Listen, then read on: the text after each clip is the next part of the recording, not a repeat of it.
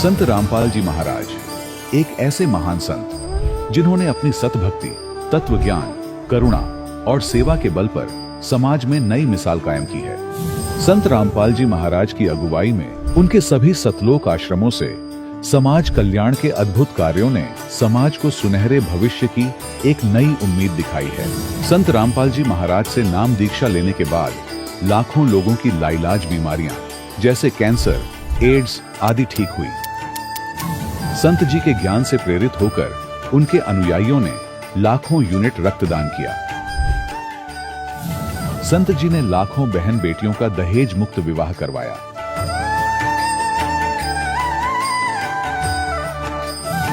संत जी ने लाखों लोगों का नशा छुड़वाया, करोड़ों उजड़े परिवार बसे। संत जी के आश्रमों में समागम के दौरान निःशुल्क नेत्र चिकित्सा, दंत चिकित्सा प्रदान की जाती है। संत रामपाल जी महाराज द्वारा समय समय पर पर्यावरण संरक्षण के उद्देश्य से बड़े स्तर पर वृक्षारोपण किया जाता है। संत जी ने जरूरतमंदों को तत्काल राहत पहुंचाने के लिए एम्बुलेंस सेवा शुरू की। संत जी अपने अनुयायियों को देहदान के लिए प्रेरित करते हैं, जिससे मानवता की सेवा और चिकित्सा क्षेत्र में सुधार हो सके। संत रामपाल जी महाराज के सभी आश्रमों में हर रोज निःशुल्क भंडारा आयोजित किया जाता है, जहां हर वर्ग, हर जाति और हर धर्म के लोग एक साथ बैठकर भोजन करते हैं।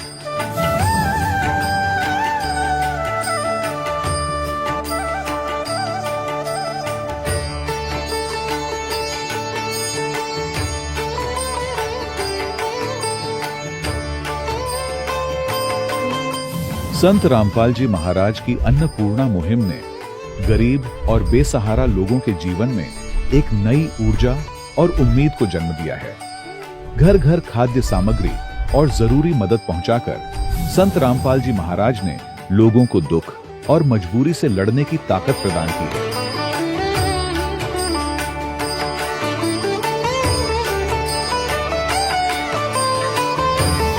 संत रामपाल जी महाराज द्वारा गरीब लोगों के लिए घर बनवाने का अद्भुत कार्य एक ऐसी मिसाल कायम कर रहा है जो सदियों सदियों संत जी की उदारता और दया भावना के तौर पर जाना जाएगा।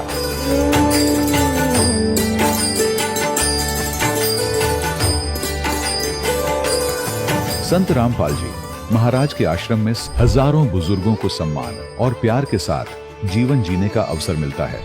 उनके खाने, रहने और स्वास्थ्य की पूरी जिम्मेदारी संत रामपाल जी महाराज उठाते हैं। अनाथ बच्चों के लिए संत रामपाल जी महाराज के सभी आश्रम किसी वरदान से कम नहीं। यहाँ उन्हें शिक्षा, संस्कार और भविष्य के लिए बेहतर अवसर प्रदान किए जाते हैं। चाहे बाढ़ हो, भूकंप या महामारी, संत रामपाल जी महाराज और उनके अनुयायी हमेशा ही जरूरतमंदों के लिए सबसे आगे खड़े रहते हैं। कोविड महामारी के दौरान संत रामपाल जी महाराज के आश्रमों से करोड़ों लोगों के लिए भोजन, दवाइयां और जीवन रक्षक सामग्रियां उपलब्ध कराई गई। चाहे गरीब की मदद हो या किसी शोषित और पीड़ित वर्ग के हक और सम्मान की लड़ाई, संत रामपाल जी महाराज ने हमेशा ही उनकी दबी आवाज को सरकारों तक पहुंचाया है और उन्हें उचित न्याय दिलवाने में अहम भूमिका अदा की है। समाज में आध्यात्मिक और सामाजिक मूल्यों के प्रति जागरूकता लाने में संत रामपाल जी महाराज हर कदम पर मानवता के सच्चे सेवक साबित हुए हैं। संत रामपाल जी महाराज का जीवन हमें सिखाता है कि सच्ची सेवा वही है जो निस्वार्थ भाव से की जाए। आइए हम भी इस महान सेवा के कार्य में इस महान संत से जुड़ें और संत रामपाल जी महाराज से नाम दीक्षा लेकर अपने जीवन को धन्य बनाएं।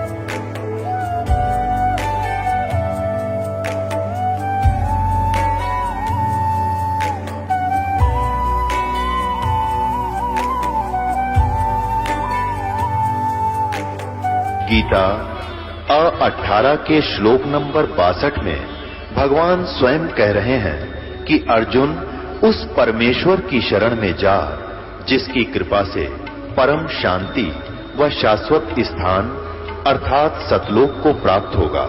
वो परमेश्वर कौन है, कहां है, कैसा है, जानने के लिए कृपया अवश्य सुनिए जगत गुरु तत्वदर्शी संत रामपाल जी महाराज के अमृत वचन। सत साहिब दर्शकों, जब कोई सुख और शांति की चाह में अपने धर्म में प्रचलित हर भक्ति साधना को अपनाता हो, लेकिन वर्षों तक पूजा पाठ करने के बावजूद भी जब उसे कोई वास्तविक लाभ नहीं मिलता, तो उसका निराश और तनाव का शिकार हो जाना यह सब स्वाभाविक हो जाता है। दर्शकों, ऐसी ही कुछ कहानी थी राजस्थान की रहने वाली मनीषा जी की। मनीषा जी ने अपने जीवन में सभी देवी देवताओं की हर संभव भक्ति की, लेकिन इसके बावजूद भी ना तो इनके जीवन में शारीरिक सुख था और ना ही मानसिक शांति। लेकिन दर्शकों, आज मनीषा जी का कहना है कि जब से मैंने संत रामपाल जी महाराज की शरण ग्रहण की, तब से मेरे जीवन में अद्भुत परिवर्तन आया है। अब ना केवल मेरा बल्कि मेरे पूरे परिवार का जीवन पूरी तरह से बदल चुका है। दर्शकों, आखिर मनीषा जी ऐसा क्यों कह रही हैं? आखिर इसके पीछे की सच्चाई क्या है? आइए सुनते हैं मनीषा जी की कहानी, उन्हीं की जुबानी। जी नमस्कार। नमस्कार सर। क्या नाम है जी आपका? मनीषा बाई। मनीषा जी कहाँ से आए आप? पदमाड़ा खुर्द, तहसील मुंडा और जिला अलवर से, राजस्थान। मनीषा जी, संत रामपाल जी महाराज जी की शरण में आने से पहले आप क्या भक्ति साधना करते थे? संत रामपाल जी महाराज जी की शरण में आने से पहले परिवार में जो भी भक्ति करते थे वही हम करते थे, क्योंकि हमारे दादाजी जो कुल गुरु बोलते हैं ना, वो पूजा करते थे। उनके अकॉर्डिंग हम सब कुछ किया करते थे, जैसे शेरा वाली को पूजना और हमारे इष्ट देव जो बिलाड़ी में जो नैना देवी ये सब बोलते हैं ना, वो थी। तो जो पूजाएं आप कर रहे थे, क्या उन पूजाओं को करने से आपको कोई विशेष लाभ भी मिला? नहीं, कुछ लाभ नहीं मिला। उनकी भक्ति करते करते मेरे पापा बीमार रहते थे, मेरे अंदर खुद के अंदर भूत आते थे, मेरी मम्मी के अंदर भी। मेरे बचपन से हमने देखा है, तब से मेरे पापा बीमार रहते थे। और हमारे जो कुल गुरु थे, मेरी मम्मी सबसे पहले उनके वहाँ लेके जाती थी, क्योंकि मेरे दादाजी थे तब। उन्होंने कहा था कि बेटा वो हमारे कुल गुरु हैं, तो सबसे पहले हम उसी के पास लेके जाएंगे, फिर डॉक्टरों को दिखाएंगे। मेरे पापा को मेरी मम्मा वहाँ लेके गई, और वहाँ जाने के बाद जो कुल गुरु हैं हमारे बंशीदास जी, वो उन्होंने ये कहा कि ये ठीक नहीं हो सकते। बस वो बबूती, धूनी की बबूती जो बोलते हैं वो दे देते थे और लगा देते थे माथे में, बेटा ठीक हो जाएगा। मेरे पापा 3-4 दिन तक दिन रात वहाँ पे रहते थे। मेरे पापा पुकारते, मेरी मम्मी रोती और हम खुद रोते थे, मेरे पापा को भगवान ठीक कर दो। लेकिन कोई भी ठीक नहीं करता। वो तो बस ऐसे ही बोल देते थे कि भगवान दया करेगा, बस। मनीषा जी, जैसे कि आपने बताया कि आपने बहुत सारी परेशानियों का सामना किया है, आपको भूत प्रेत की बाधा थी, तो हम आपसे ये जानना चाहेंगे कि संत रामपाल जी महाराज जी के बारे में आपको कैसे पता लगा? सर, मेरे बड़े ताऊ जी, मेरे पापा जो हैं, 4 भाई बहन है, वो 4 भाई हैं और एक सिस्टर है उनकी। जैसे ही बड़े वाले ताऊ जी के जो बड़े बेटे हैं, उनको धार्मिक किताबें पढ़ने का बड़ा शौक है। वो जैसे उनके साथ हमारे गांव के भैया लगते हैं, वो दारोडा से गुरु रामपाल जी महाराज जी की ज्ञान गंगा पुस्तक लेकर आए और मेरे भैया को दे दिया।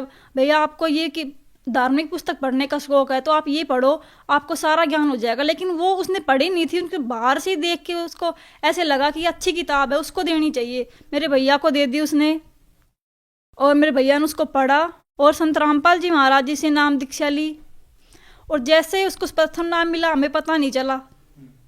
और मेरे पापा खुद सियाने से एवड़े थे, जंतर मंतर गया करते थे। और जो बड़े वाले भैया हैं, उसके छोटे वाले भैया, वो भी खुद किया करते थे।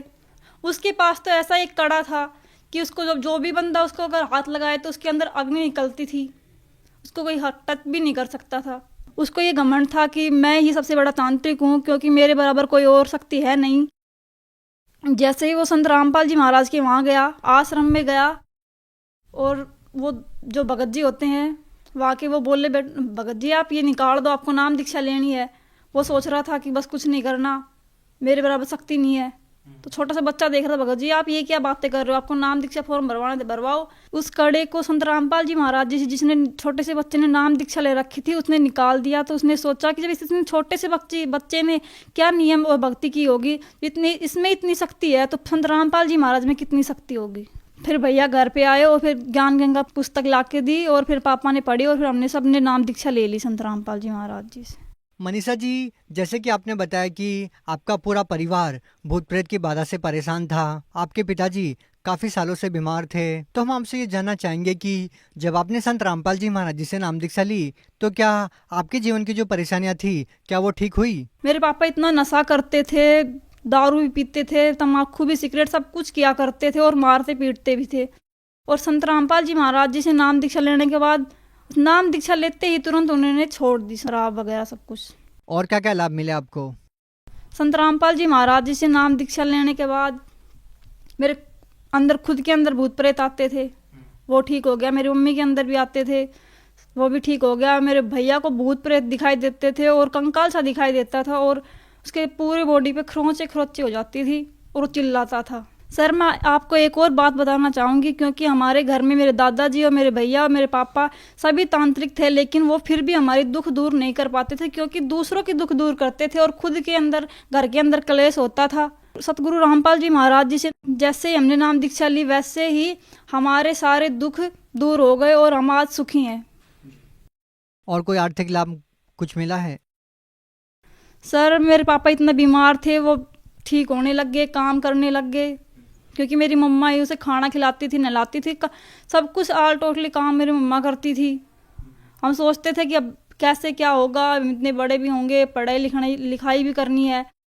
मेरे पापा ठीक हो गए और मेरे को माइग्रेन की प्रॉब्लम थी और मैं जयपुर भी गई और अलवर भी, मैं हर जगह मेरे पापा मेरा इलाज करवाते थे, फिर भी मेरे को बोलते थे कि आपकी दवाई खाते रहोगे, आपको टाइम पे खाना खाना है, टीवी नहीं देखनी, ये सब बोलते थे। मैंने सोचा कि अब तो मैं संत रामपाल जी महाराज जी से नाम दीक्षा लेऊंगी तो मेरे को सत्संग भी सुनना है, सब कुछ करना है। फिर मैंने संत रामपाल जी महाराज जी से नाम दीक्षा लेने के बाद मैं वो भी ठीक हो गई। मैं आपको एक और बात बताना चाहूँगी, क्योंकि मैं जब 10th क्लास में थी तो मैं एग्ज़ाम दे रही थी मैथ का एग्ज़ाम देती मैंने 6-7 क्वेश्चन ही किए थे बस। उसके बाद मुझे पता नहीं मुझे क्या हो गया और टेबल कुर्सी से मैं खुद नीचे गिर गई और मैं एकदम से चिल्लाई। मेरे अंदर का रेडे जो बोलते हैं माइग्रेन वो हो गया और मेरे सारे शरीर की नसें खिंच गई। और जो टीचर था वहाँ का वो बोल रहा था कि पता नहीं इसके अंदर तो भूत प्रेत आ गए। जो हमारी क्लास में जो भी बच्चे थे और हमारे स्कूल के थे वो तो सब जानते ही थे कि इस मनीषा के अंदर क्या होता है। और जो भी मुझे देखता था पहली बार वो तो बस रोने ही लग जाता था कि इस बच्ची तो मरेगी बस और कुछ भी नहीं होना इसको। तो फिर संत रामपाल जी महाराज जी से अरदास लगाई और फिर मैं ठीक हो गई। मनीषा जी, जैसा कि आपने बताया कि संत रामपाल जी महाराज जी से नाम दीक्षा लेने के बाद आपको इतनी सारी परेशानियों से निजात मिली, तो जो लोग आज भी आपकी तरह काफ़ी परेशान हैं तो उन लोगों को आप क्या संदेश देना चाहेंगे, क्या कहना चाहेंगे आप? संत रामपाल जी महाराज जी के बारे में हम ये बताना चाहते हैं कि संत रामपाल जी महाराज जी एक पूरे विश्व में एक ऐसे संत हैं जो शास्त्र के आधार पर भक्ति बताते हैं और जो इनकी भक्ति करता है उन्हें कभी दुख नहीं होता और अकाल मृत्यु नहीं होती। मैं भगत समाज को यह संदेश देना चाहती हूँ कि संत रामपाल जी महाराज जी की शरण में आएं और भक्ति करें और अपना कल्याण करवाएं। मनीषा जी, जो व्यक्ति संत रामपाल जी महाराज जी से नाम दीक्षा लेना चाहते हैं वो उनसे नाम दीक्षा कैसे ले सकते हैं? सतगुरु रामपाल जी महाराज जी से नाम दीक्षा ऐसे ले सकते हैं क्योंकि कई टीवी चैनलों पे सतगुरु रामपाल जी महाराज जी के चैनल आते हैं, सत्संग आते हैं, उन पे नीचे पीली पट्टी पर नंबर आते हैं, आप उन पे कॉल करके और नामदान दीक्षा का पता कर सकते हैं और संत रामपाल जी महाराज जी से नाम दीक्षा ले सकते हैं। जी बहुत बहुत धन्यवाद। सच्चाई। दर्शकों, अभी आपने सुने संत रामपाल जी महाराज से दीक्षा प्राप्त करके सुखी हुए भक्त के अनुभव। अब देखिए जगत गुरु तत्वदर्शी संत रामपाल जी महाराज के मंगल प्रवचन। अब परमात्मा कहते हैं खिड़की दे दे रोएगी सुरता जब तो चलेगी अकेली। इस आत्मा को सुरता भी सुरती भी कहते हैं एक संबोधन के लिए। कहते हैं प्यारी आत्मा जब तू पूरे परिवार ने छोड़ के अकेली यहाँ से जाएगी, जब तू पछाड़ खा खा टक्कर मार मार रोएगी डकरा डकरा के, तेरी कोई नहीं सुनेगा। फिर क्या बताते हैं, पात जड़नता यूं कहे सुन बई तरवर राय, अब के बिछुड़े नहीं मिले ना जाने कहाँ गिरेंगे जाए। अब क्या बताते हैं परमात्मा के, पतझड़ आवत देख कर बन रोवे मन माही, ये ऊंची टहनी पात थे अब पीले हो जाई। जब पतझड़ आती है, बसंत ऋतु आती है, उसमें क्या होता है कि पहले के जितने भी पत्ते होते हैं वो सभी पीले होकर के और वृक्षों से टूट टूट कर नीचे गिर जाते हैं। अब कहते हैं उस समय वो वन रोता है अपने मन में कि ये क्या बनी इनके साथ, ये सभी निकल के टूट टूट के गिर गए सारे। जहाँ एक वर्ष तक उन मस्ती मार रहे थे, फड़फड़ फड़फड़ करते थे हवा के झोंकों में, कितने अच्छे लगते थे। तो ये वन संसार है और हम इन टहनियों पर चिपके हुए पत्ते हैं। ऐसे ही हम टूट टूट कर गिरते जा रहे हैं। पीले हो जाए मीन, बुढ़ा हो गए, बुढ़ापा आ गया, सफेद बाल हो गए, जाड़ दांत, अब चली एक एक करके निकलने लगी। तो समझो अब इस तरवर से टूट कर गिरने का समय आ लिया और इसका ये भी नहीं पता कब समय आ जाए। वैसे तो अंदाजा हम सभी लगाए बैठे, अप्रोक्सीमेशन कि 90, 80, 100 वर्ष तक तो जी ही जाते हैं। अब जैसे कोई आज 80 वर्ष का हो गया है तो वो इस आस तक जीवित है, रुका हुआ है कि 100 वर्ष तक तो कहते हैं जी ही जाता है, मनुष्य जीवन बना ही रहता है। और यही आस सबसे खतरनाक हमारे लिए कि इतने वर्ष तो अभी मेरे शेष हैं, इसीलिए तो टिका हुआ है ना। तो ये फिर भगवान में दृढ़ता तो लग जाना, इसीलिए बकवादों में लग जाता है। यहाँ परमात्मा कहते हैं यह भूल भी सत्संग से समाप्त हो गया आपकी। परमात्मा कहते हैं मौत भूल गया बावड़े, ये अचरज किया कौन, और तन माटी में मिल जाएगा जो आटे में लौण। तो मौत को भूल गया, यह गफलत किया बैठा। इसी कारण से तुम चोरी करता है, बकवाद करता है, डाके मारता है, मिलावट करता है, रिश्वत लेता है और बड़ी बड़ी कोठी बनाता है। तुझे मौत याद नहीं है। और परमात्मा याद दिलाते हैं कि वो ऊंची टहनी पात थे वो पीले हो जाई, पात जड़नता यूं कह सुन भी तरवर राय, अब के बिछड़े नहीं मिले ना जाने कहाँ गिरेंगे जाए। फिर तरवर कहता पात से। अब जैसे जो कोई व्यक्ति मृत्यु के निकट हो, कुल के लोग आसपास आकर बैठ जाते हैं और उसको फिर सांत्वना देते हैं, भाई यहाँ तो सभी ने जाना है, चिंता कर ले चाहे ना कर ले, ये बाकी बच रहे इनकी भी मृत्यु होनी है, पीछे देख ले कोई रहा नहीं। तो इस करके उसका थोड़ी दृढ़ता पैदा करने के लिए ये बातें चलती हैं, लेकिन उनसे होता कुछ नहीं। जब तक प्राणी पूर्व पहले से परमात्मा की चरणों में नहीं लगा होता, उसके वो बातें असर भी नहीं करती। पहले से भक्ति में लगा हो, भक्ति की शक्ति से, भक्ति की कमाई से, मंत्र की कमाई से, उस समय उसको थोड़ा बहुत अगर कोई डगमग होता है परिवार को देखकर, तो उसको याद दिलाने से वो तुरंत दृढ़ हो जाता है, क्योंकि उसकी नींव मजबूत हो चुकी है। तो फिर वो तुरंत भूल जाता है संसार को और मालिक में सुरती लगा लेता है। और भक्ति और ज्ञानहीन प्राणी तो फिर कितना कुछ कह लो, उसका असर नहीं होता, उसकी सुरती वहीं जकड़ी रहती है। अब तरवर कहता पात से, सुनो पात एक बात है, यहाँ की यही रीति है, एक आवे एक जात।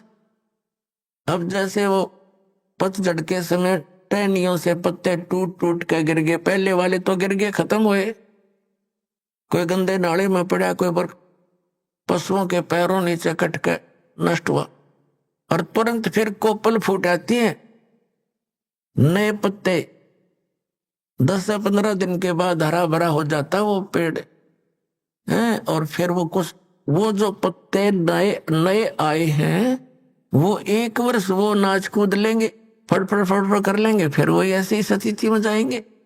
तो परमात्मा हमें याद दिलाते हैं इस उदाहरण के माध्यम से कि तरवर कहता पात से, सुनो पात एक बात, यहाँ की यह रीति है, एक आवत एक जात। दादा की टिकट कट की, पोता तैयार हो गया, अब 50 60 70 साल पाछे पोते की टिकट कटेगी, रहना कोई नहीं। तो परमात्मा हमें याद दिलाते हैं, रहना नहीं देश बिराना है। ये अपना लोक नहीं है, ये देश रहने का नहीं है। और तुम वहां जाने की चेष्टा कर नहीं रहे जहां तुम्हें सर्व सुख होंगे। वहां वृद्ध अवस्था नहीं है, वहां मृत्यु नहीं होगी। बताओ, इतना बढ़िया स्थान है, आप उसको ग्रहण करना नहीं चाह रहे क्योंकि आपको ज्ञान नहीं, आपको ये विश्वास ही नहीं है कि ऐसा कोई लोक है। क्योंकि नकली संतों ने और इन पंथों ने भट्ठा बैठा दिया, भक्ति मार्ग का नामो निशान मिटा दिया। महिमा गाते हैं सतलोक और सचखंड की, और वहां की व्यवस्था बताते हैं, वहां तो प्रकाश ही प्रकाश है, चेतन ही चेतन है। तो उस प्रकाश में हम के टिंडे लाएंगे जाके, वहां कुछ भी कोई नहीं है। अकल है, देखो ये ज्ञान है कोई।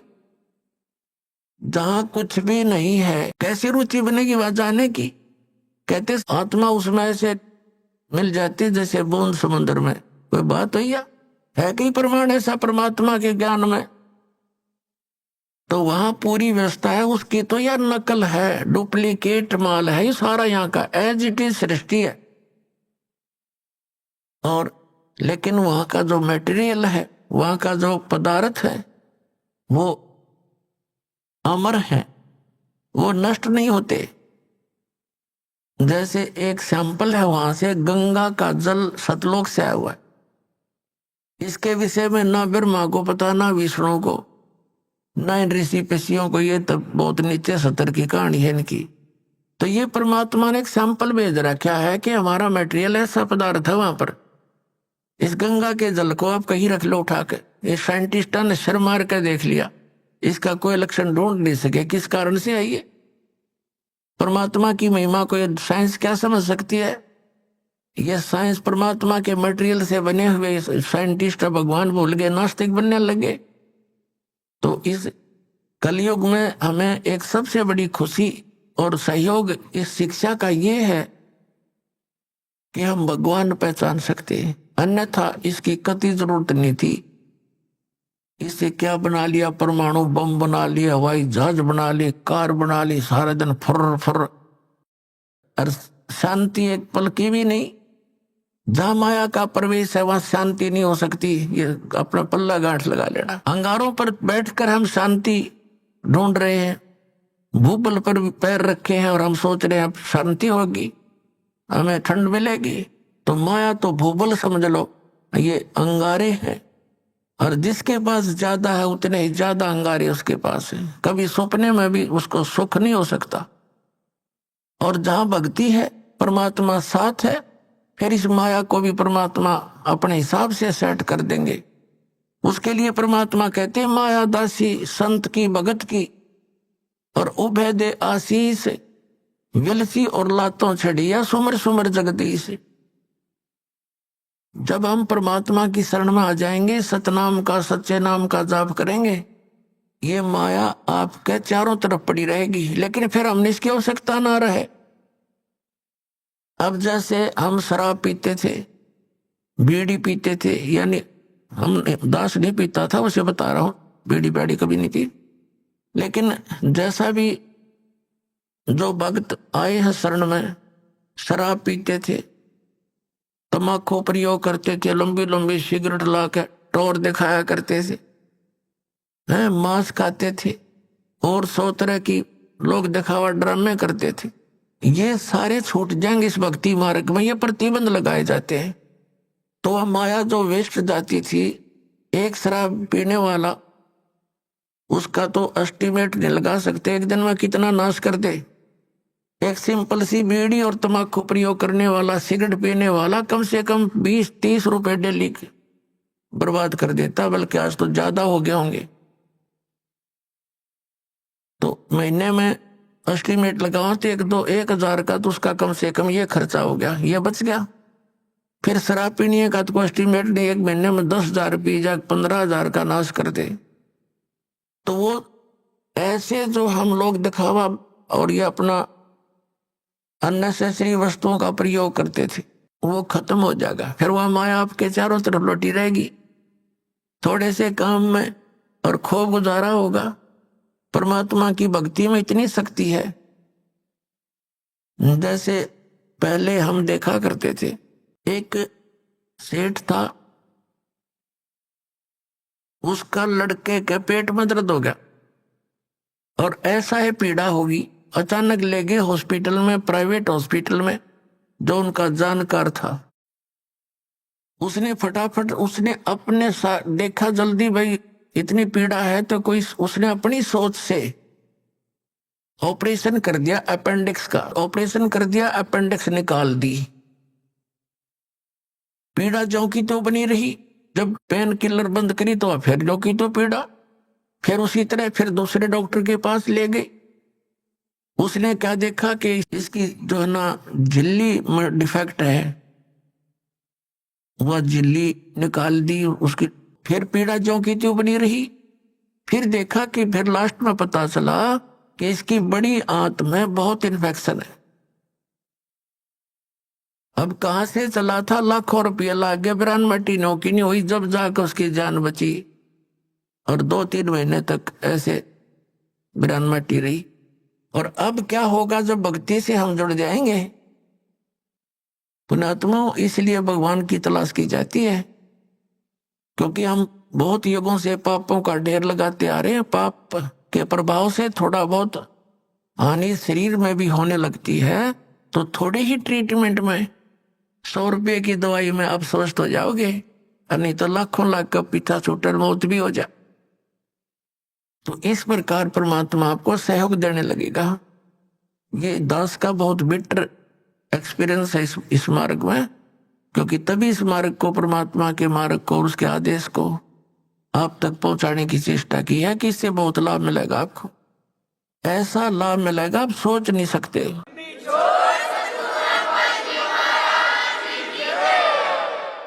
भगवान को हम इसलिए खोज रहे थे कि वो हमें सर्व सुख देता है।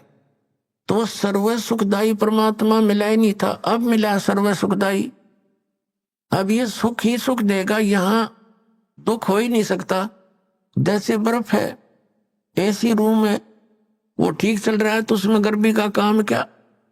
तो ऐसे परमात्मा का ये कनेक्शन मिलने के बाद आपके परिवार में न सोच ले, गर्मी के दिनों में एसी लग गया और वो सर्दियों में भी काम करेगा। यानी ऑटोमेटिक है परमात्मा का सिस्टम, आपके हर तरह से सुख देगा। तो प्रसंग चल रहा है कि हम उस स्थान को भूल गए जहां जाकर हम सदा सुखी रहेंगे, और हम सभी पहले वही रहते थे। अब कई भक्त अज्ञानतावश, भोले भाले जिनको ज्ञान नहीं, वो ये प्रश्न क्या करते कि एक बात बता, जब सारे ही यहां से चले गए तो यहां कौन रहेगा। बता, उन यह चिंता हो रही है कि यहाँ कौन रहेगा। बता, अरे यहाँ यूं तो एक पत्थर है, घूमता रहेगा, हमने क्या ठेका ले रखा है इस पृथ्वी का। ये मंगल ग्रह, जो चांद और ये सारे धक्के खाने लग रहे, ये फिर जाएगा। हम अपने सतलोक में चलेंगे, ये तो जिसका है वो आप संभालेगा इसने। तो कहने का भाव ये है कि हम इतने रंग गए यहाँ पर। जैसे एक भक्त बोला बाला, उसके घर उसकी पत्नी बहुत बीमार थी, हर तरह से तकलीफ थी। परमात्मा की दया हुई, दीक्षा ली, भगवान की कृपा से वो स्वस्थ हुई। तो उसको समझाने लगे, भाई नाम ले ले भगत, नहीं तो भक्ति ना करने से पशु बनोगे, झोटा बनेगा। वो झोटा बुग्गी ले रहा था, उससे कहा भाई फिर झोटा बनेगा तो बोला महाराज जी झोटा भी तो बनना चाहिए, फिर बुग्गी में कौन चलेगा। इसने बुग्गिया की चिंता हो रही। मैं कहा अच्छा भाई, तो बुग्गिया खातिर कर ले काम। फिर उसे उपदेश ले लिया उसने, लेकिन हमारी धारणा ऐसी बनी हुई है कि यहां ऐसे कैसे होगा। तो पुण्यात्माओं, परमात्मा के इस मार्ग को बहुत गहराई से समझो। जिस उद्देश्य से परमात्मा स्वयं आते हैं उस अच्छे लोक से इस गंदे लोक में आपके लिए, तो ये कितना इंपॉर्टेंट काम होगा। एक ऐसे वैसे तो भगवान इतनी दूर से आए नहीं, आपको ये ज्ञान देने के लिए कि तुम यहाँ के रहने वाले नहीं हो, सतलोक में एक बहुत सुख है, और जिस सुख को तुम यहाँ खोज रहे हो ये तुम्हें 1000 लाख करोड़ वर्ष खोजते रहो तो ही नहीं मिले, एक जन्म की तो बात छोड़ो। और यहाँ क्या हालत है तुम्हारी उससे हमें परिचित कराते हैं। उधर से काल के दूत भी अपनी खूब काल प्रेरणा से अज्ञान का प्रसार स्प्रे कर रहे हैं जगह जगह। अपने आत्माओं परमात्मा ने आकर हमें इसलिए ये ज्ञान दिया क्योंकि हम उनके बच्चे हैं, और ये जो काल हमारा दुरुपयोग कर रहा है हम इसके बच्चे नहीं है। अपने बच्चों को कोई ऐसा दुखी कर सकता है? किसी की टांग कट गई, किसी की आंख फूट गई, और किसी का हाथ कट गया, किसी का बेटा मर गया, किसी की बेटी मर गई, कोई कैंसर से पीड़ित है, कोई पशु पक्षी बनकर गधे कुत्ते बनकर बिस्टा खा रहे हैं, टट्टी खा रहे, तो ये कोई अपने बच्चों को ऐसे दुखी कर सकता है? तो इस भगवान को हम अपना मालिक मान सकते हैं? यहाँ का जो स्वामी है ये काल है, इसका उद्देश्य हमें पीड़ित करना और विचलित रखना है, भ्रमित रखना, ताकि इनको भगवान का ज्ञान ना हो जा और कहीं ये भाग ना जा।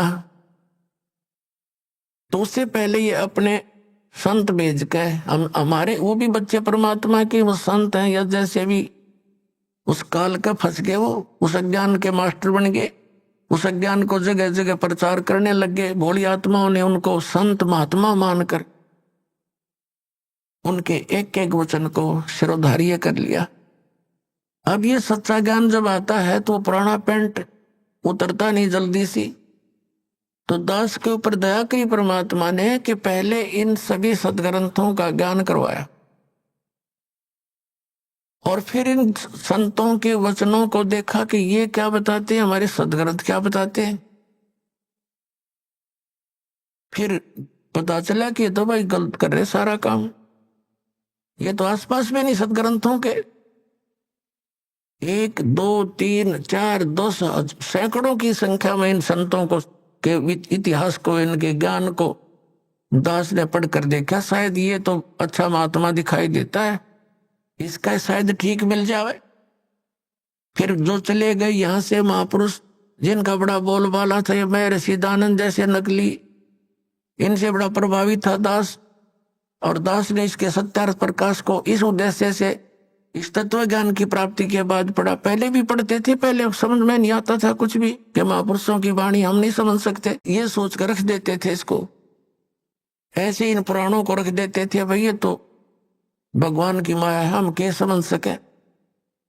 और जब दास की परमात्मा ने वो आंखियां बना दी तत्व ज्ञान वाली, उस दृष्टि से जब इनको देखा उन चश्मों से, तत्व ज्ञान वाले चश्मों से, फिर देखा अरे नाश कर रखा सारा, कख भी नहीं इनके पास, ना वेदों वाला ज्ञान, ना कोई संसारिक व्यवहारिक बातें ठीक इन लोगों की। तो बड़ा चिंता का विषय बना, और इस सत्यार प्रकाश को दास ने इसलिए पढ़ा था कि ये महापुरुष का लिखा हुआ है, और इस महापुरुष के विचारों को सभी मानते हैं। परमात्मा दया कर दे और कबीर परमेश्वर के वचनों का समर्थन मिल जाए, तो मुझे ये ज्ञान आगे बढ़ाने में घनी सुविधा हो जाएगी कि देखो सत्यार प्रकाश में महर्षि दानंद ने भी ऐसा ही बोला है। अब देखा तो महर्षि दानंद ऐसा नकली पाया को देखा को नहीं मैंने, तो तेरा गजब भैया, एक भी व्याख्या वेदों और किसी से भी नहीं मिल रही सदग्रंथों से, तो बड़ा दुख हुआ। तो इसलिए फिर जनता के सामने रखने शुरू किए कि भी हमारे सदग्रंथ तो ओरिजिनल नोट हैं, और ये डुप्लीकेट नोट हैं इन संतों के, जिनको तुम ओरिजिनल मान करके ग्रहण किए हुए हो।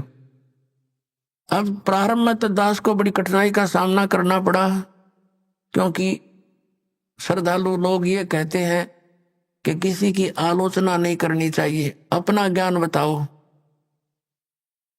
अरे अपना अपना सारे बताओगे तो सबका अपनी अपनी डफली, अपना अपना राग, फिर वो ज्ञान के रह गया तो जो जैसा कहेगा वो तो ऐसा चल ही रहा था। फिर पुण्यात्माओं, जैसे एक बार किसी ने 500 के नोट नकली छाप लिए और वो मार्केट में पहुंच गए, उनका पता लगा सरकार ने, तो फिर जनता को ठगने से बचाने के लिए एक समाचार पत्रों के माध्यम से, टीवी के माध्यम से ओरिजिनल और डुप्लीकेट दोनों दिखाए, उनकी भिन्नता बताई। ओरिजिनल ऐसा होता है, डुप्लीकेट ऐसा होता है। तो क्या सरकार आलोचना कर रही थी? एक महापरोपकार कर दिया ना, लाखों लोग ठगे जाते, गरीब व्यक्ति मारे जाते, जिनके 5-7 हजार रुपये होते, रोए ठग नकली कागजों में लग जाते। तो पुणात्मा दास का यही प्रयत्न समझ लेना, ये पूरा विश्व याद किया करेगा इस दास को।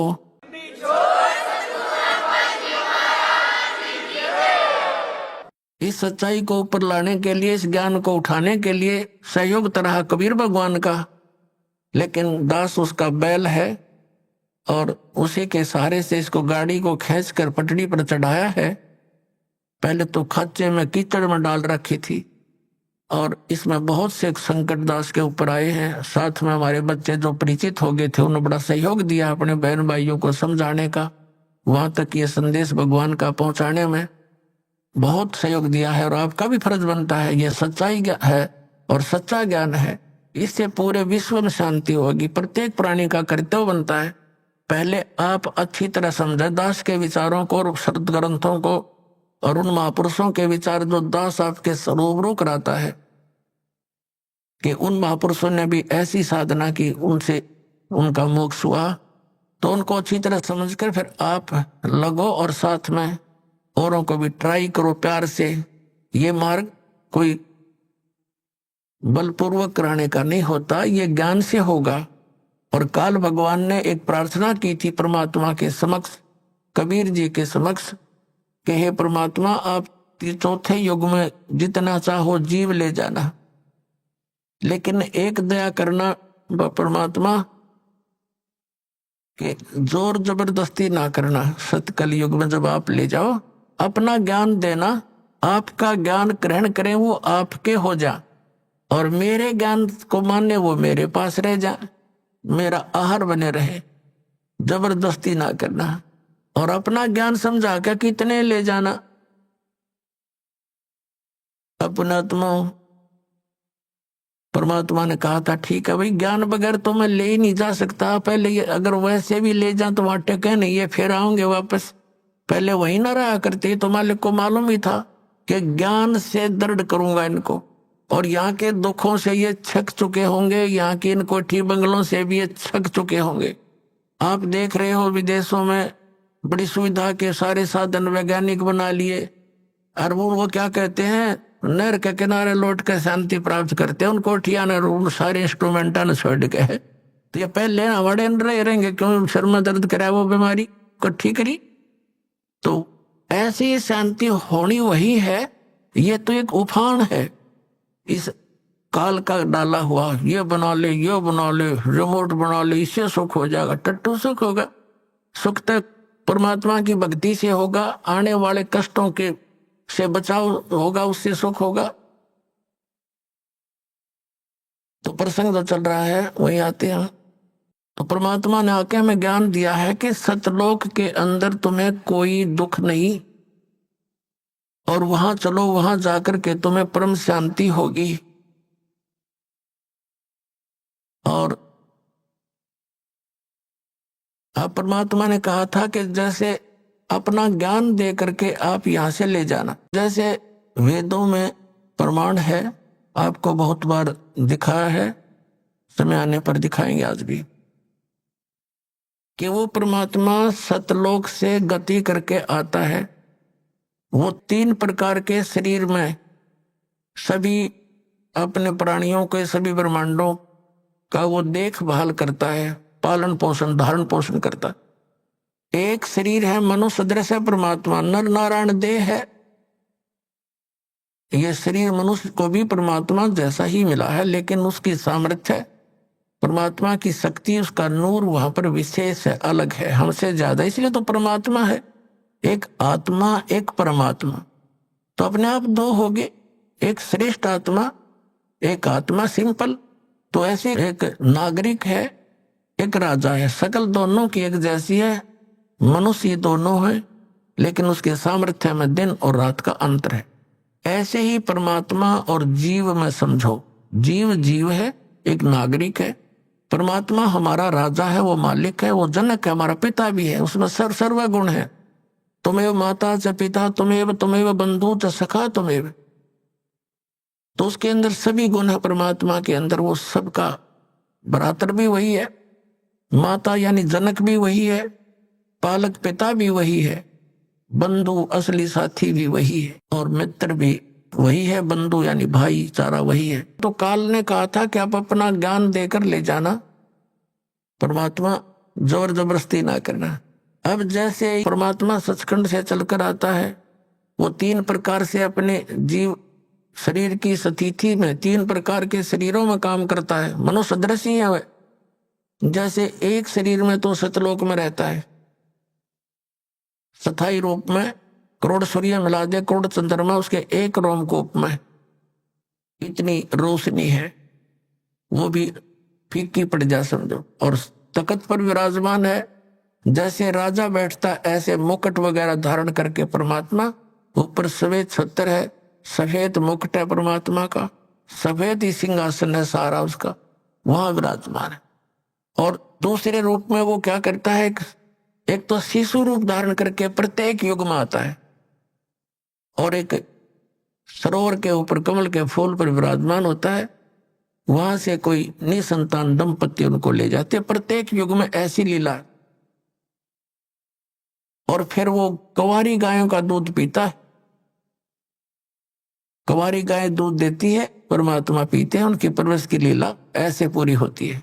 उन कंवारी गायों में दूध कहाँ से आता है, सतलोक से आता है। और फिर ये तो मालिक की दूसरी स्थिति हुई शरीर की, फिर धीरे धीरे बड़े होते हैं, छोटी आयु में ही प्रचार शुरू कर देते हैं, परमात्मा अपने जो उद्देश्य लेकर आते हैं। वेदों में लिखा है कि परमात्मा सतलोक से चलकर आता है, ऊपर तीसरे मुक्ति धाम में रहता है सतलोक में, वहां से गति करके आता है और यहाँ अच्छी आत्माओं को मिलता है। और किस उद्देश्य से आता है, उपदेश करने के लिए, तत्व ज्ञान समझाने के लिए आता है। तो शिशु रूप धारण करके परमात्मा आते हैं प्रत्येक युग में, तो धीरे धीरे बड़े होते अपना ज्ञान का प्रचार करते। ये दूसरी स्थिति। और तीसरी स्थिति में वो कैसे आते हैं शरीर में, जैसे कहीं भी महात्मा के रूप में प्रकट हो गए, जैसे जिंदा महात्मा के रूप में कलयुग में वो अधिक आए हैं। और उस जिंदा महात्मा के रूप में वो कभी भी आकर किसी भी भक्त को, अच्छी आत्मा को मिलते हैं। किन किन अच्छी आत्माओं को मिले, आदरणीय धर्मदास साहिब जी, आदरणीय मलुकदास साहिब जी, आदरणीय नानक साहिब जी, आदरणीय दादू साहिब जी, आदरणीय गरीबदास साहिब जी, गांव छुटानी जिला दद्दर हरियाणा वाले, आदरणीय घीसा दास साहिब जी, गांव खेखड़ा और जिला मेरठ उत्तर प्रदेश वाले, इनको मिले जिंदा महात्मा के रूप में आकर के, और उनको सतलोक लेकर गए सचखंड, और वहां जाकर के उनको फिर वापस छोड़ा, क्योंकि वो दृढ़ भक्त थे। वो दृढ़ भक्तों को मिलते हैं, अच्छी आत्माओं को मिलते हैं, ताकि उसके मिशन में सहयोग दे सके। तो वो सटील थे, जो उनको कह दिया दाता ने वो फाइनल, उनके लिए सारा संसार एक तरफ, वो महापुरुष एक तरफ थे। जैसे आपने जन्म साखी भाई बालावाड़ी में देखा, परमात्मा के उस यथार्थ मंत्र का स्वयं जाप कर रहे थे नानक साहिब जी, और जब उसको उनकी देखा देखी उनके शिष्य मर्दाना ने भी वो जाप शुरू किया, तो उसको ऐसा झटका दिया कि वो मर गया होता, डूब गया होता समुद्र में। एक बस ऐसी घबरा गया मर्दाना। तब उसको कहा कि तू नकल ना कर, मेरी करनी ना देख, मैं जो बोलता हूँ गुरु की आज्ञा का पालन कर। तो वो दृढ़ भगत थे, सिख समाज को सतनाम नहीं बताया उन्होंने। समाज अपने स्थान पर, भगवान अपने स्थान पर, तो वो भगवान के बच्चे थे, वो दृढ़ व्यक्ति थे, दृढ़ भगत थे, श्रेष्ठ आत्माएं थी।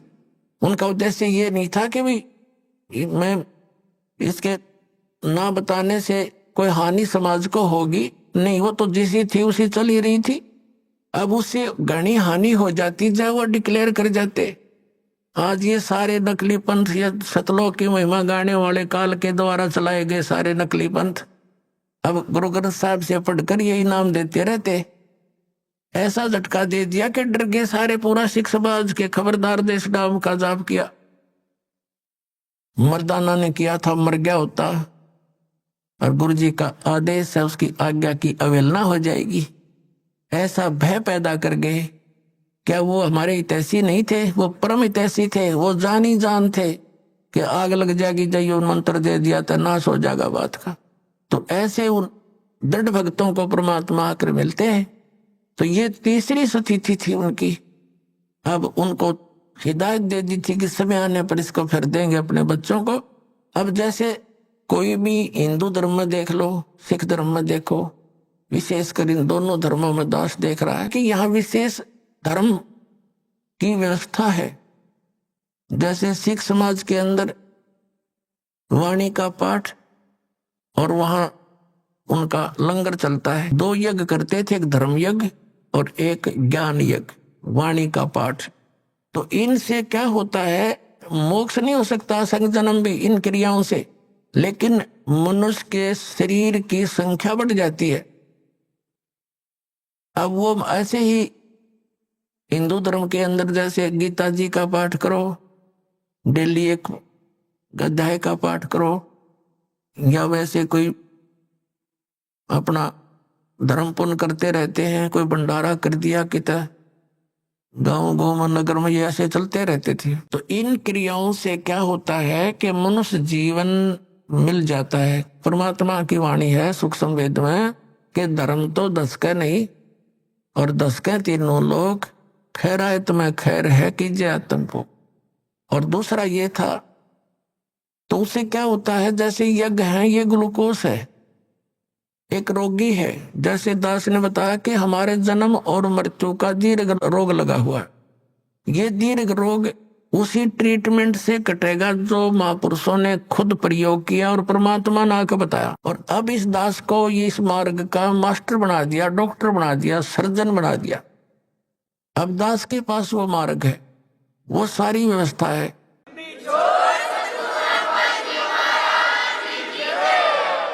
और उन महापुरुषों ने क्या किया कि इस पूरे मानव समाज का ग्लूकोस लगा दिया। ग्लूकोस जो होता है ये रोग नहीं नाश करता, ये शरीर को नष्ट होने से बचाता है, पानी की अक्षति पूर्ति करता है।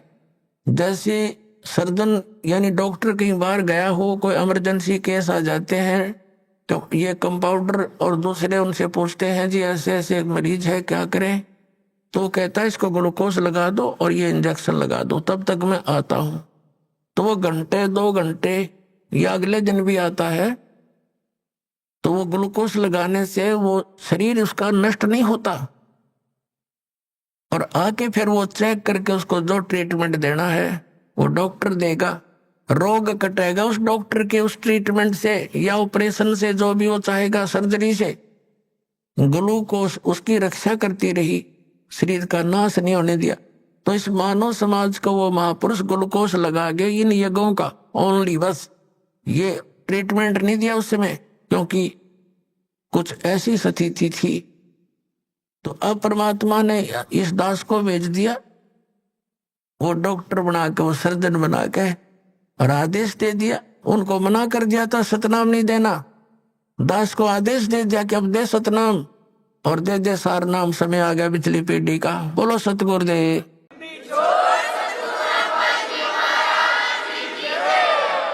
अब जैसे बात चली है कि ज्ञान देकर ही आप ले जाना अपने बच्चों को, आपका ज्ञान स्वीकार करें आपका। अब जैसे परमात्मा मिले थे हजरत मोहम्मद को, जिससे मुसलमान धर्म चला, अब वो अच्छी आत्मा थी, दृढ़ भक्त नहीं थे वो। अब यहाँ उनके लाखों शिष्य हो गए थे। परमात्मा उनको आए मिले, जैसे वो अपने विधान अनुसार अच्छी आत्माओं को मिलते हैं। गोता मारू स्वर्ग में जा बैठू पाताल, कह कबीर में खोजता फिरूं ढूंढता फिरूं अपने हीरे मोती लाल। हजरत मोहम्मद जी को मिले, हजरत मोहम्मद जी को कहते हम वहां ले गयो सतलोक में, इच्छा रूपी वहां नहीं रहो। उल्ट मोहम्मद मैल पठाया, गुज बीरज एक कलमा लाया, रोजा बंग नमाज दई रे, बिस्मिल की नई बात कही रे। अब जैसे परमात्मा कहते हैं हम हजरत मोहम्मद को वहां ले गए, जैसे नानक साहिब जी को ले गए, गरीबदास साहिब जी को ले गए, धर्मदास साहिब जी को ले गए, और गीसादास साहिब जी को, दादू साहिब जी को ले गए, मुल्कदास साहिब जी को लेकर गए, फिर छोड़ दिए। उन्होंने दृढ़ होकर के भगवान की प्रत्येक बात को स्वीकार किया।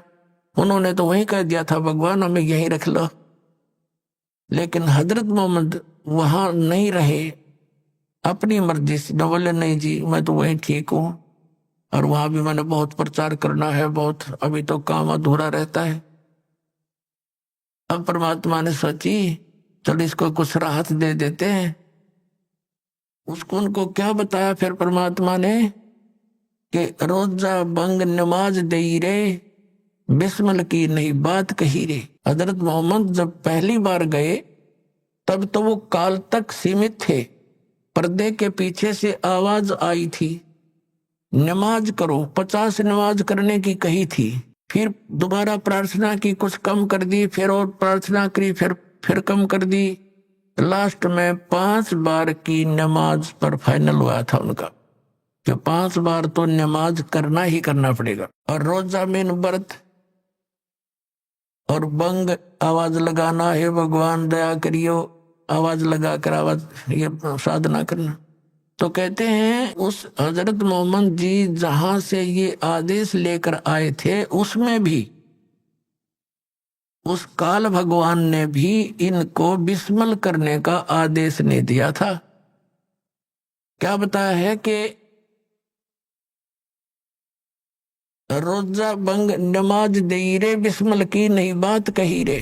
अभी आपने सुने संत रामपाल जी महाराज के मंगल प्रवचन। आइए अब सुनते हैं संत रामपाल जी महाराज से नाम दीक्षा लेकर सतभक्ति करके अद्भुत लाभ प्राप्त करने वाले अनुयायी के विचार। सत साहेब दर्शकों, सोचिए जब कोई व्यक्ति जीवन भर भक्ति साधनाएं, व्रत उपवास करता हो, फिर भी ना ही आत्मिक शांति मिले और ना ही शारीरिक सुख, तो ऐसे में उसका तनावग्रस्त और नशे का शिकार हो जाना स्वाभाविक हो जाता है। दर्शकों, कुछ ऐसी ही कहानी थी नेपाल के रहने वाले गंगा प्रसाद जी की।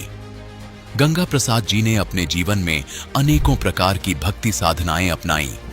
इन्होंने व्रत उपवास किए और अनेकों देवी देवताओं के मंत्रों का जाप भी किया, लेकिन अफसोस इन सब प्रयासों के बावजूद भी इनके जीवन में परेशानियां और बीमारियां लगातार बढ़ती ही चली गईं। लेकिन दर्शकों, आज गंगा प्रसाद जी का कहना है कि मेरे जीवन में असली परिवर्तन तब आया जब मैंने संत रामपाल जी महाराज से नाम दीक्षा प्राप्त की।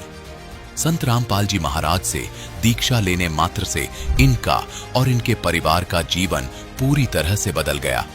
अब इनके परिवार की वर्षों पुरानी बीमारियां पूरी तरह से समाप्त हो चुकी हैं और इनकी नशे की लत भी पूरी तरह छूट गई है। दर्शकों, आखिर इसके पीछे की सच्चाई क्या है? आइए सुनते हैं गंगा प्रसाद जी की कहानी, उन्हीं की जुबानी। सर नमस्कार। नमस्कार। सर क्या नाम है आपका? गंगा प्रसाद मुखिया, अभी तो गंगा दास हो गया हूँ। सर कहाँ से आए हैं आप? हम सिराहा जिला नवराजपुर गावीसन नेपाल से आए हैं। सर संत रामपाल जी महाराज की शरण में आने से पहले आप क्या साधनाएं करते थे? हम कोई साधना नहीं करते थे सर जी, मैं नास्तिक थे। तो फिर सर आप संत रामपाल जी महाराज की शरण में कैसे आए? हम संत रामपाल जी महाराज के शरण में ऐसे आए, जो हमको ज्ञान गंगा पुस्तक मिला, एक संत रामपाल जी का चेला था, वो हमको दिया, और तू ऐसे नास्तिक है, खैनी बीड़ी खाते हैं, शराब पीते हैं, दुष्कर्म करते हैं, ये सब इससे छूट जाएगा। और उस किताब जो हमको मिला तो उसमें लिखा था तत्वदर्शी संत। हम कभी कोई भक्ति नहीं करने वाला, कुछ सुनने वाला नहीं थे, और अपना पैसा कमा रहे थे, आमदनी तो फिर भी ठीक है, ठाक ठाक था पहले भी। तो वहाँ से हम आए रिजर्वेशन करा करके यहाँ संत रामपाल जी के आश्रम में। यहाँ देखने के बाद तो बुझाया जो हम पहले से इसे मकान में रहता हूँ और सब अपने बुझा रहा था, भाई बंधु सारा सामान अपने ही है, अपने ही ऐसा है। और मेरा भगतमती जो है उसका उस समय भी बहुत दुख हुआ था, पूरे उसको गर्म पानी और सिरक बढ़ा करके लाए थे। यहाँ आश्रम आया, वहाँ चंगा रहा और हमसे बिना पूछे हुए नाम ले लिया। ये पहले रामापंथी में था, वैष्णव था ये, तो हम आए वैसे ही तत्वदर्शी संत किसको कहते हैं, वही हमको अभिलाषा हो गया ज्ञान गंगा पुस्तक पढ़ने से। हम यहाँ आए तो बोला हम भी जाएंगे, जबकि अपने घर से कहीं नहीं निकलता था। सर जैसा कि आपने बताया कि आपने अपना पूरा जीवन एक नास्तिक के रूप में बिता दिया, लेकिन सर उसके बाद आपको एक पुस्तक मिलती है संत रामपाल जी महाराज द्वारा लिखित ज्ञान गंगा। तो सर उस पुस्तक में आपको ऐसा क्या ज्ञान मिला, ऐसी कौन सी बातों ने आपको प्रभावित किया कि जिसको पढ़ने के बाद नेपाल से इतनी दूर संत रामपाल जी महाराज से प्रभावित होकर उनसे नाम दीक्षा लेते हैं? सर जी, ज्ञान गंगा पुस्तक में हर एक पॉइंट सब हमको लिए परिवर्तन होता गया। आश्चर्य लगता था, जो जैसे सो दुर्गा का पति कौन है, ब्रह्मा विष्णु महेश का बाप कौन है, माँ कौन है, ये सब कभी हम सुनबे नहीं किए थे, क्योंकि तो नास्तिक थे, इसके हम विषय में भक्ति विषय में जानने वाला नहीं थे। और इसमें ओम तत् सत 3 मंत्र से उसमें मिला, जो मिलने से मुक्ति मिलता है। तो उसी ज्ञान गंगा को चमत्कार से और तत्वदर्शी संत को नाम को कौन होता है यही सुन के हम पूरा पुस्तक पढ़ लिया। और पुस्तक पढ़ने में इतना ज्ञान हुआ, जो ये सब आश्चर्य हमको लगा। सर जैसा कि आपने बताया कि आपने संत रामपाल जी महाराज से नाम दीक्षा ली, सर जो भी श्रद्धालु संत रामपाल जी महाराज से नाम दीक्षा लेता है उनको कोई ना कोई लाभ जरूर होते हैं। जाकर के वो क्या लाभ मिले? मेरा बीपी चलता था, 4 वर्ष से हम जो है सो गोटी खा करके, तब दवा खा करके तब खाना खाते थे, वो भर पेट नहीं, और कोई स्वादिष्ट खाना नहीं, नीमक हल्का रोटी हरा सब्जी खाते थे। वो हमको छूट गया, वो लाभ मिल गया। उसके बाद मेरा भगतमती का बहुत दुख होता था। उस दुख होते होते आश्रम में संत रामपाल जी के आशीर्वाद जब देने आते थे तो मेरा भगतमती को बहुत कफ और दर्द होता था। तो बोला, जो मालिक हमको दर्द होता है, संत रामपाल जी महाराज के कहने से, आशीर्वाद देने से, जो जाओ बेटा तुमको ठीक हो जाएगा, तो ठीक हो गया। उसके बाद सर जी मेरा भगतमती को 2017 के शुरुआत में, इसको पता नहीं जो मेरा कैंसर रोग हो गया है, बहुत इसको पेन होता था। तो ये बोला जो इसे कोई गड़बड़ी के कारण, महीनावारी के कारण से, तो इसको पता नहीं। लेकिन हॉस्पिटल में जब ले गए दरभंगा, हम लोग को बिहार का एक ठो जिला पड़ता है दरभंगा, उसमें ऐसा डॉक्टर है शैलेंद्र यादव करके, परोपकार क्लिनिक है। वो जिस बीमारी को किट देता है, तुम इतना दिन जियोगे, तो उसे 2 दिन पहले मर जाता है। अभी भी पड़ता है, बहुत को ऐसा हुआ है। तो इसको बोला तुम बॉम्बे ले जाओ। तो मेरा पत्नी जो है सो बोला, जो हमारा गुरुजी है यह है, संत रामपाल बाबा जी हमारा है, तो हम कहीं नहीं जाएंगे, कहीं दवा नहीं खाएंगे, और मेरा दवा का कोई ज़रूरी नहीं है। तो वहाँ से यहाँ प्रार्थना किए। प्रार्थना में मालिक बोला जो परमात्मा रया करेगा, तो वही कहने से इसको ठीक हो गया। कोई 1 रुपया का दवा भी, अभी भी कोई मन खराब होता है तो 1 रुपया का दवा नहीं खाता है। ये लाभ मेरा पत्नी को मिला, और उसी कारण से हम यहाँ आए भगत जी। हाँ, ये मेरा जो है सो पत्नी है, इसको बहुत दुख होता था। कैंसर विषय में भी पूछिए तो वो कुछ बता सकता है जो हमको ठीक हुआ। वैसे हिंदी तो नहीं बोलने आता है, अपना भाषा बोलता है। नमस्कार जी। नमस्कार जी। क्या नाम है आपका? चंद्र दास। चंद्रा जी, आप नेपाल से आए हैं? हाँ। चंद्रा जी, आपके पति ने बताया कि आपको कैंसर था और संत रामपाल जी महाराज से नाम दीक्षा लेने के बाद वो ठीक हो गया। क्या ये सही है? हाँ सही है। आप एकदम सही है? सही है। क्या आप अभी बिल्कुल ठीक हैं? ठीक हो, कोई तकलीफ नहीं है? कोई तकलीफ। सर, जो नेपाल के लोग हैं, अगर वो संत रामपाल जी महाराज से जुड़ना चाहते हैं तो उनसे नाम दीक्षा कैसे ले सकते हैं? सर जी, ऐसे है, नेपाल में बहुत जगह जो है सो नाम दीक्षा केंद्र खुला हुआ है, और सत्संग जो चलता है, चैनल है, उसमें पट्टी चलता है, उसमें नंबर डाला हुआ है। और ज्ञान गंगा पुस्तक, अभी तो बहुत पुस्तक चल चुका है, हर पुस्तक में उसका नंबर पता रखा हुआ है। जिन भाई को, बहनों को मुक्ति और भक्ति दोनों चीज़ चाहिए, वो संत रामपाल जी के आश्रम में जाकर के नाम दीक्षा लिख सकते हैं। सर धन्यवाद। सच्चाई।